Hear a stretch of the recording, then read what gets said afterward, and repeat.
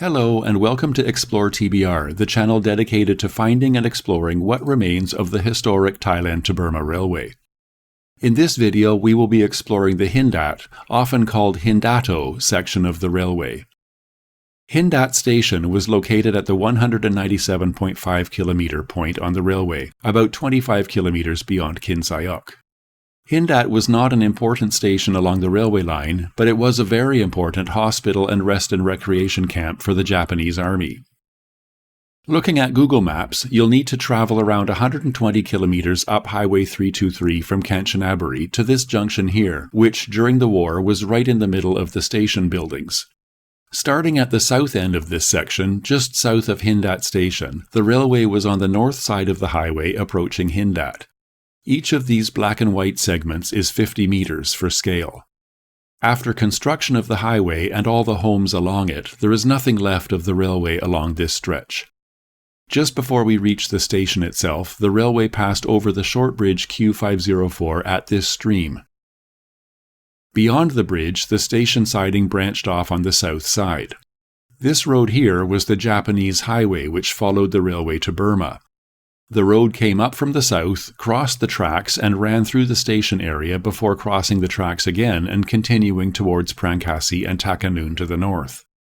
While we're at this road, it's a good time to talk about the POW camps.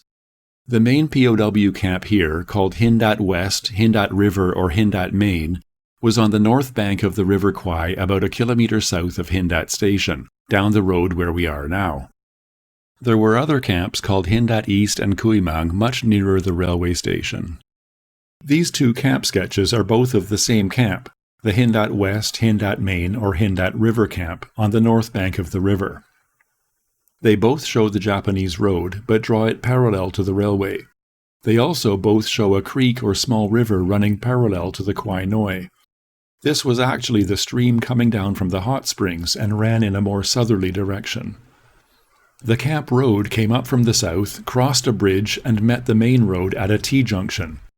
Neither of the drawings is to scale, and they seem at first glance to contradict each other regarding the camp boundary. The stations are also incorrectly labeled, as happened with other camp maps. But we need to remember the awful conditions under which the POWs were observing their surroundings, and that they were typically drawn up after the war from memory, so the sketch features are approximate at best. They are notoriously difficult to place on today's landscape. Switching to Google Earth, we start at the station area where the road crossed the railway. As we saw earlier, this road was the Japanese highway, now highlighted in red. It did indeed run parallel to the railway, but only briefly and then angled to the southeast. The camp road, marked in blue, followed this path. The road crossed the stream coming down from the hot springs at the bridge located here. It started in a northerly direction leaving the camp, but then angled to the east. The camp was located here on the riverbank. These colors help to mark out the approximate locations of some of the features. I don't know where the boundary fence was located. The camp was abandoned once the railway was completed, and by the end of the war it was completely overgrown with jungle again. As for the Hindat East and Kuimang camps, Hindat East was reportedly a small camp very close to the railway station, and Kuimang supposedly just upstream of the Japanese camp, but I don't know exactly where either of them was located. For the Japanese camps, the buildings here were grouped into three areas. The first group of buildings located at the station area was almost certainly related to the railway: warehouses, stores, workshops, and so on. Just across the river were two groups of buildings. This one to the west was probably the Japanese Army camp. The second group to the east was probably the separate Japanese officers' camp. The Hindat camp was a major rest and recreation area for the Japanese Army, with a hospital, hot springs, and swimming areas, and by some accounts even the so-called comfort women, yet another horrific chapter in the story of this railway. This bridge, just visible through the trees, is in exactly the same location as the wartime bridge which led from the station area across the river to the camps and hot spring pools on the north side. The original Japanese hot spring is also still in use today. This excellent photo, taken around 1995, shows the hot spring pool sitting exactly as it did during the war. Amazingly, there is nothing but jungle around it. The entire tourist area around the hot springs was developed after this photo was taken. Notice the small concrete basin built into the bank on the right-hand side of the pool. This is where the hot water bubbles up from the earth and is the hottest pool. It was apparently reserved for officers during the war. Behind this, there is a large tree growing on the bank, and the opposite corner of the pool has a short and distinctive 45-degree angled corner. The river is immediately to the left of the pool, but it's overgrown and hard to see. These two photos are from the 5th Railway Regiment Veterans Association photo book, and shows the same pool much earlier. This photo, taken around 1975, shows one of the Japanese railway veterans squatting on the small concrete basin looking across the pool towards the river. This photo was taken around 1980 and clearly shows the small basin, the tree, and the 45-degree corner. The steps which led up to the Japanese camp are also visible. The river on the left is more obvious in this photo. And this is what the area looks like today, taken from the bridge. The original Japanese pool is still obvious here, with the small basin covered with a frame, the big tree, and the 45-degree corner. All the other pools, walls, and patios were built more recently. Continuing along the railway from Hindat station, only a few meters west of the road towards the hot springs, the railway passed through a cutting, which has been partially filled in and looks like a typical roadside drainage ditch now. If you follow it around the bend, it widens and deepens and looks more like the cutting it once was.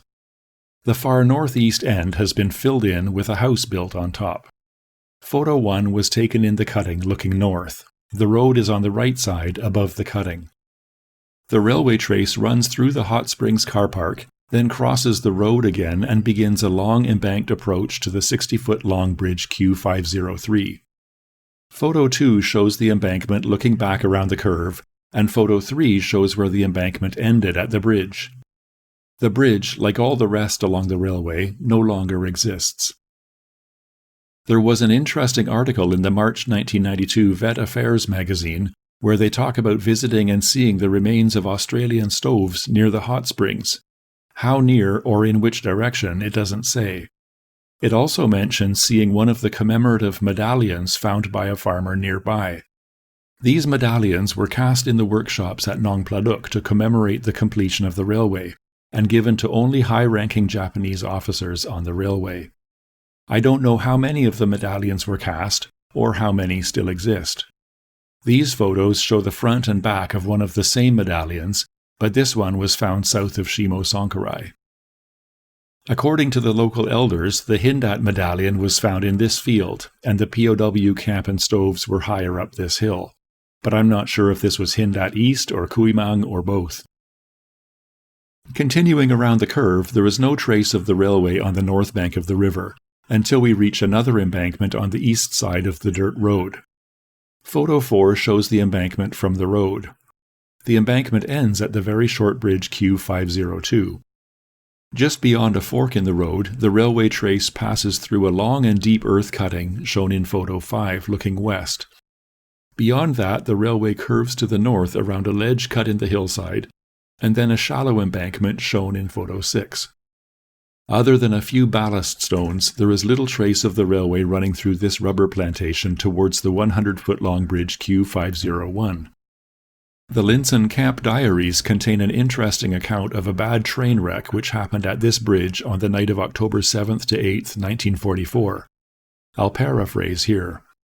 According to this account, a single locomotive pulled up to Maype's camp, which was one of the 3 Linson camps at the 201-kilometer mark, at 11 o'clock at night, with the rest of the train wrecked at the 199.5-kilometer mark, which would be bridge Q501.